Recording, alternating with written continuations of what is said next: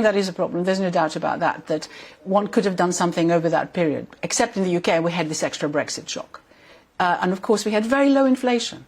And at the time the economy just wasn't moving. So if you then went and started reversing what you did before, because it's not as simple as saying we're not going to do anything anymore, which we didn't for quite some time, you have to start selling all those bonds. What that does, of course, it raises interest rates. It raises interest rates at a time when the economy is just not moving, which for a large part of the early bit of the austerity period of Osborne and Cameron, that was precisely what was going on. But this is the inflationary conundrum, isn't it? Because there wasn't much CPI inflation, but there was enormous asset price inflation.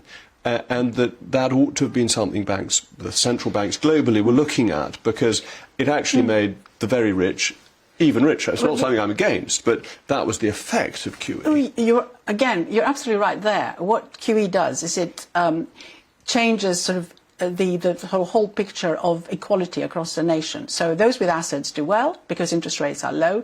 Those with incomes not so well by comparison. So you have this discrepancy. There's no doubt about that. So there are loads of negative things about QE that you can point at. However, we would have had a terrible economic crisis if we hadn't had QE.